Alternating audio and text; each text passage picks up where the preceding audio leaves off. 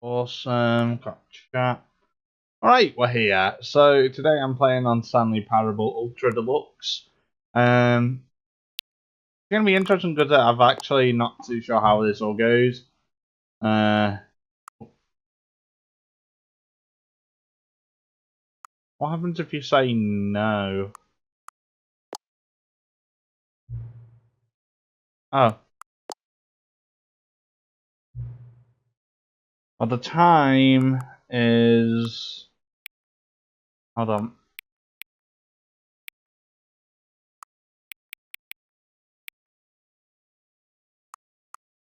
It's not AM. It's 9:44. Or no, 45 if I don't make it. Oh, hold on. 45 now.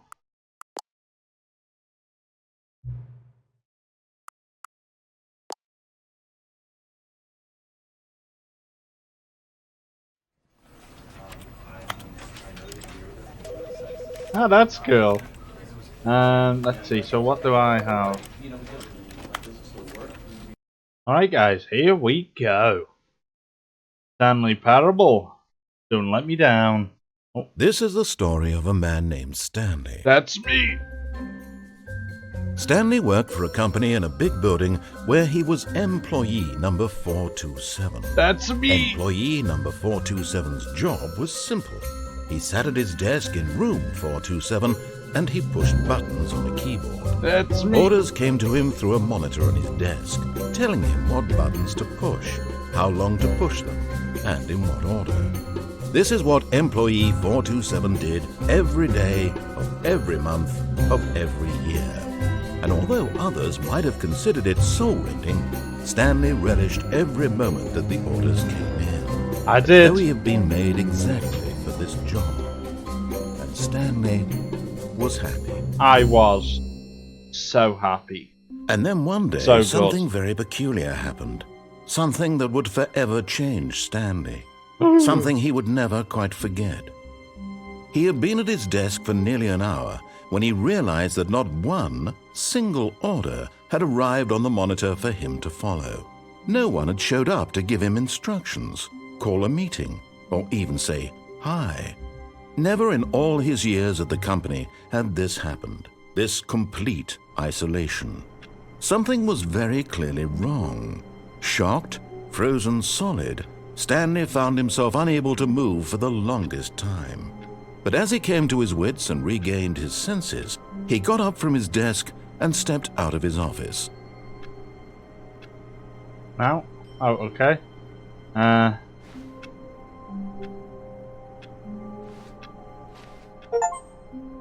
Oh. You can't jump and get your first achievement. How lovely. All of his co-workers were gone. What could it mean? Stanley decided to go to the meeting room. Perhaps he had simply missed a memo. I missed a memo! I hate Mondays. Garfield is here.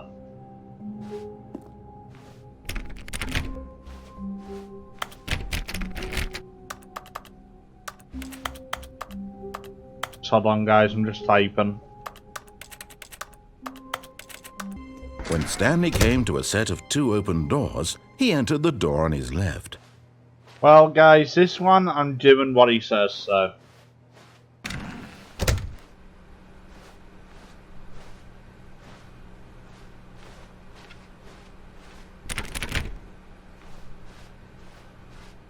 Yet there was not a single person here either. Feeling a wave of disbelief, Stanley decided to go up to his boss's office, hoping he might find an answer there.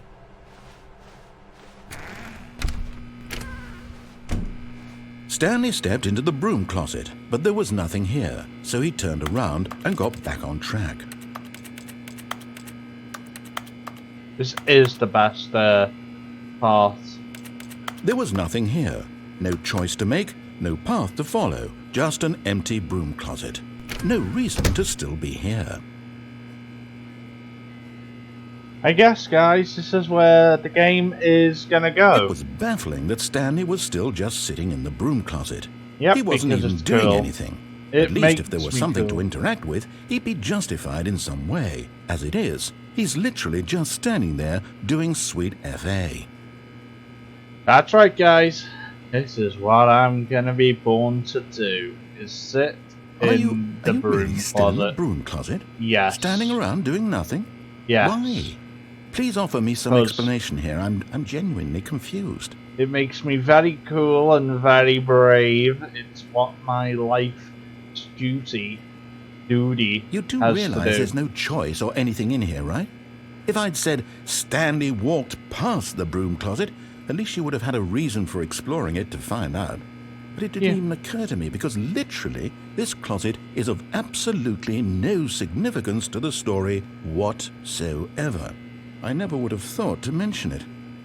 But it makes me cool. It gives me bragging rights.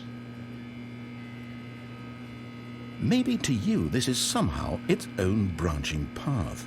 Maybe when you go talk about this with your friends you'll say, "Oh, did you get the broom closet ending? The broom closet ending was my favourite."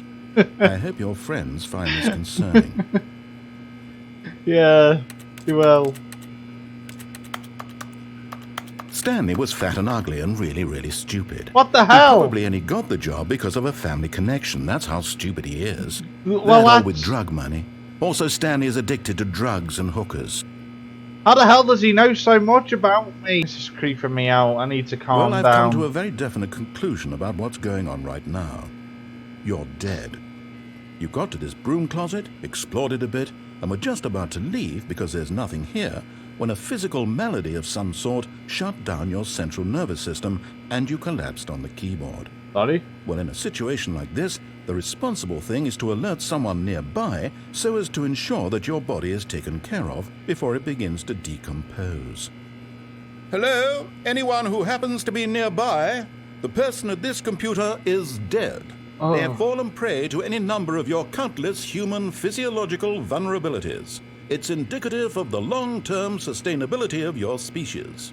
Please remove their corpse from the area and instruct another human to take their place, making sure they understand basic first-person video game mechanics and filling them in on the history of narrative tropes in video gaming, so that the irony and insightful commentary of this game is not lost on them.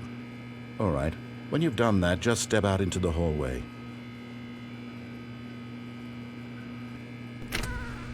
Ah, second player. It's good to have you on board. I guarantee you can't do any worse than the person who came before you. You too? Unbelievable. I'm at the mercy of an entire species of invalids. Perhaps there's a monkey nearby you can hand the controls to. A fish? Fungus? Look, you can hammer out the details. I'm not particularly picky. I'll just be waiting for when you're ready to pick up the story again. Alright, let's just go. Coming to a staircase, Stanley walked upstairs to his boss's office.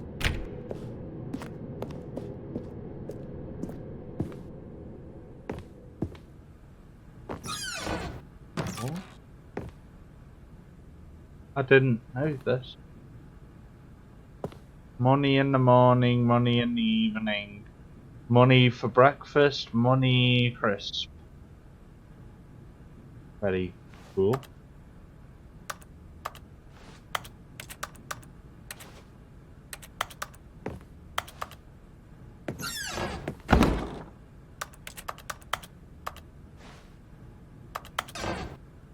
Alright, guess there's nothing to do. Let's go. Yeah, that was a bit odd. Hello, I am here to see the boss. Okay, you said he's in his room. Just check here. No, okay. Just testing. Anyway, boss, I'm here. Stepping into his manager's office, Stanley was once again stunned to discover not an indication of any human life. Shocked, unraveled, Stanley wondered in disbelief who orchestrated this. What dark secret was being held from him?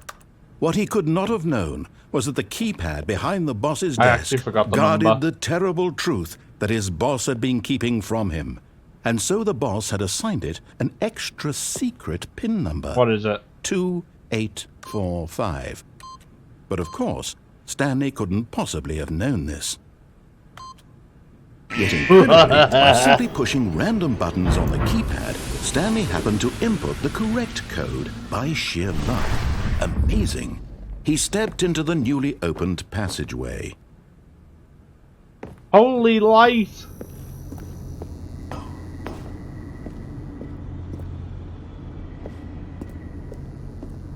Holy light, Batman!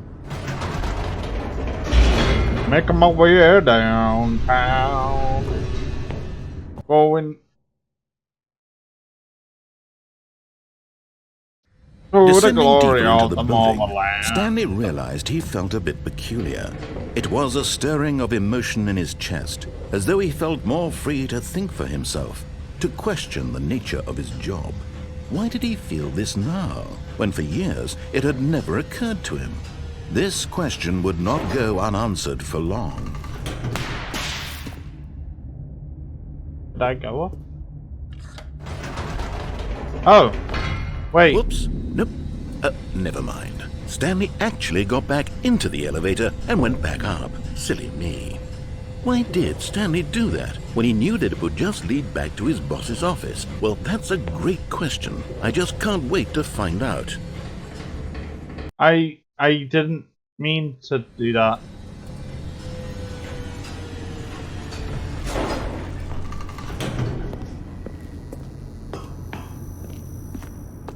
Here we are, Stanley. It's your boss's office. Exactly the way it was before you got onto the elevator. It's still just exactly what it is. What a decision you've made to come up here and look at the office again. This has fleshed out the plot of the story in new and fascinating ways I could have never anticipated. It's that keen eye for storytelling that you have, an incisive rapid fire of critical plot points, one after the other, weaving a rich tapestry of uncompromising narrative. Wow! I'm bolted to the edge of my seat.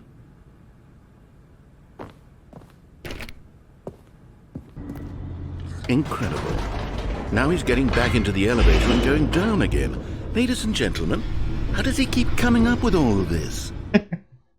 Trust me, I'm too good. I'm sorry, guys. It just comes Surely from this memory time and Stanley will walk forward into the spooky corridor, won't he? yeah. This time I will. Stanley walked straight ahead through the large door that read Mind Control Facility.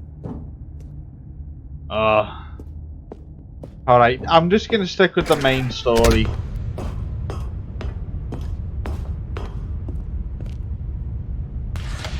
The lights rose on an enormous room Whoa. packed with television screens. What horrible secret did this place hold? Stanley thought to himself. Did he have the strength to find out?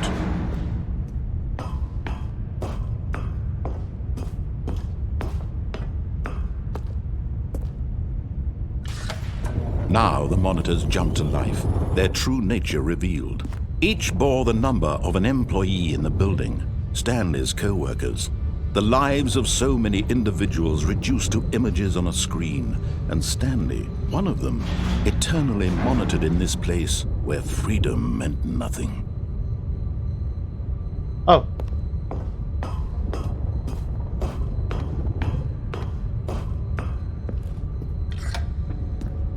This mind control facility, it was too horrible to believe. It couldn't be true. Had Stanley really been under someone's control all this time? Was this the only reason he was happy with his boring job? That his emotions had been manipulated to accept it blindly? No, he refused to believe it. I He shan't. couldn't accept it. His own life in someone else's control? Never. Never. It was unthinkable, wasn't it? Was it even possible? Had he truly spent his entire life utterly blind to the world? But here was the proof, the heart of the operation. Controls labeled with emotions, happy or sad or content. Walking, eating, working, all of it monitored and commanded from this very place. And as the cold reality of his past began to sink in, Stanley decided that this machinery would never again exert its terrible power over another human life, for he would dismantle the controls once and for all.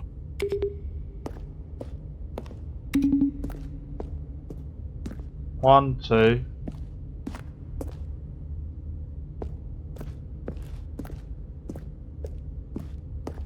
Are there any other numbers?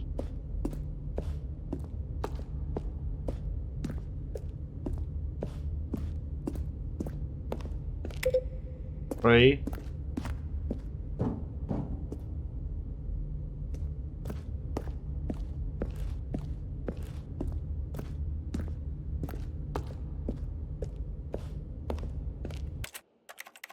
Sorry, just let me check something.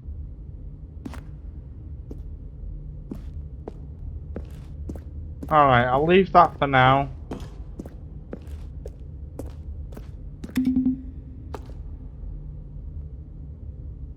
I need to get up there, but I can't.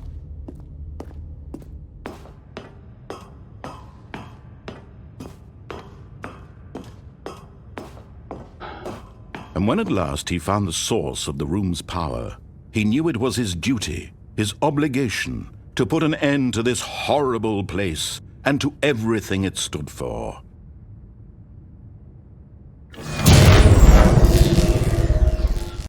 I did it for the honor of my family.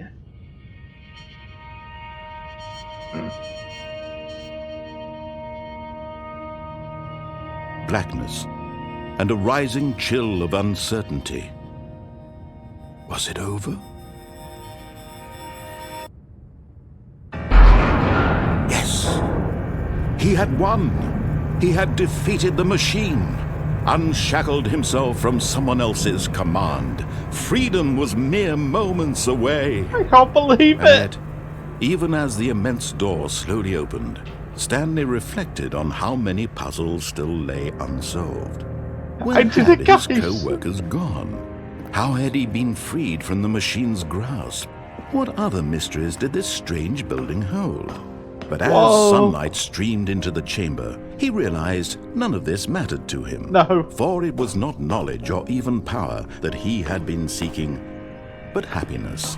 Perhaps his goal had not been to understand, but to let go. No longer would anyone tell him where to go, what to do, or how to feel. Whatever life he lives, it will be his. And that was all he needed to know. It was perhaps the only thing worth knowing. Stanley stepped through the open door. Thank you, narrator. I will remember this moment. Stanley felt the cool breeze upon his skin, the feeling of liberation, the immense possibility of the new path before him. This was exactly the way, right now, that things were meant to happen. And Stanley was happy.